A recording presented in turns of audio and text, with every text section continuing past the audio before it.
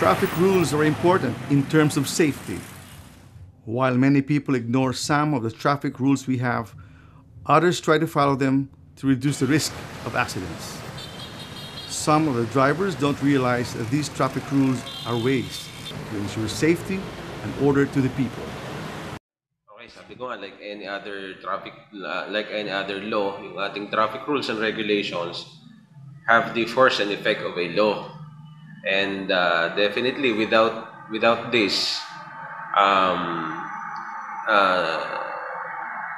nothing will govern the conduct of motorists, pedestrians, and the commuters. So in the absence of which, there will be chaos. Definitely, there will be accidents. Kakabuhol-buhol yung traffic natin. Now, yung top 3 na sinasabi natin is, number 1 is the obstruction. Pag nag-unload ka o naglo-load ka dun sa hindi tamang babaan at sakayan, you cause obstruction to the traffic. Therefore, there will be traffic, magkakabuhol-buhol. There will be queuing of vehicles ng mga nakasunod. And the second is yung yellow lane violation. Ito yung nakukomit naman ng mga private din at saka mga motorsiklo na pumapasok dun sa linya exclusively designated for public utility buses and jeepneys. Okay? And yung pangatlo, yung overspeeding.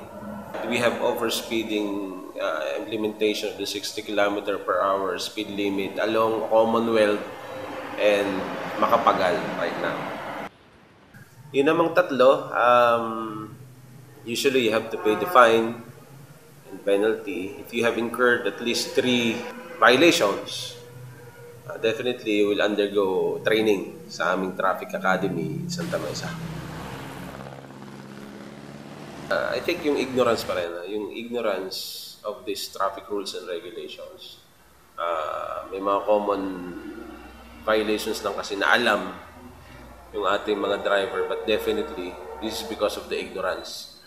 And the second is yung para mawala silang takot. They always think na hindi, sige, kaya naman siguro ayusin, kayang pakiusapan. Yung mentality ng Pilipino na kayang makiusap at labagin yung batas kasi alam nila na pagbibigyan sila. So yun yung mga causes of why our drivers violate traffic rules and regulations. Importante kasi the government should strictly enforce the law. Marami tayong batas na nakakalimutan natin, but we are always parang tinatago natin yung batas na hindi natin i-enforce. So ang importante, we have to just enforce the law kasi nandyan lang naman yan. At pag hindi natin in-enforce yan, yung mga drivers natin talagang hindi nila malalaman na ang gobyerno is strict about enforcing the law. So we have to enforce them strictly. Walang sisinuhin. Yung mga utak-wangwang hulihin natin. So kahit artista ka, kahit anak ka ng kung sino, as long as you are violating the traffic rules, yun ang gagawin natin dapat. Defensive driving is a way to reduce these violations and possible vehicular accidents. Its aim is to reduce the risk of driving by anticipating dangerous situations, despite adverse conditions or the mistakes of others. This can be achieved through adherence to a variety of general rules, as well as a practice of specific driving techniques. In defensive driving, it is important because not all drivers are knowledgeable about defensive driving. And some drivers out there are aggressive drivers. So that we need to be a defensive driver to make sure that we will not be in a situation that punta tayo sa point na ma-aksidente. So yun yung defensive driving. Okay? And kailangan ka tayo ng attitude, awareness, and driving skill in order to have a defensive driving knowledge.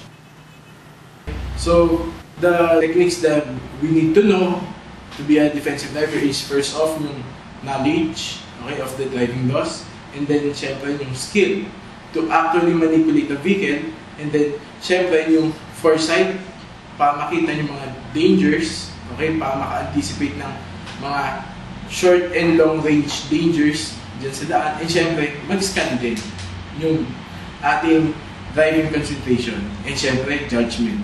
So that, syempre, makagawa ng correct and proper maneuver para hindi tayo mapunta sa point ng accident.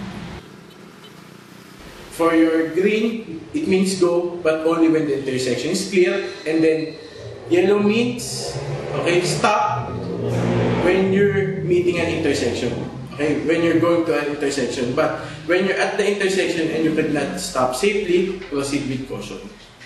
Flashing red light, it means you must stop before intersection, check if the intersection is clear, then proceed with caution. And then for your flashing yellow, it means that you must, okay, proceed with caution when entering an intersection. Okay? And if there's a vehicle at the intersection, you must give the right of way for vehicle already crossing the intersection. And that is your flashing yellow. And that is your lights. Non-drivers, okay, like your pedestrian, should also know that the safety of road safety. Okay? Yung road safety natin dahil kasi even sila, syempre hindi knowledgeable about dun sa law natin. Kaya make sure na dapat lahat maging educated about driving. Kaya sana nga masama yan sa ating school. Pero syempre, nalaman lang yan if they learn how to drive in a driving school na yung mga pedestrian lights natin hindi minsan nasusunod. Kaya madalas na accident. Diba? So yun yung ating for non-drivers. They should be educated. The preceding video presentation aims to highlight the growing menace of the modern world's non-adherence to simple rules and regulations, specifically on traffic. Even with the escalating number of accidents recorded every day, there are still some people who choose to do things in the streets their own way. It also emphasizes on efforts being made to educate people regarding road safety. It likewise tells us that traffic rules and regulations have long been established, that, if followed, would prevent chaos and accidents in the streets. The challenge to improve order in the urban jungle continues.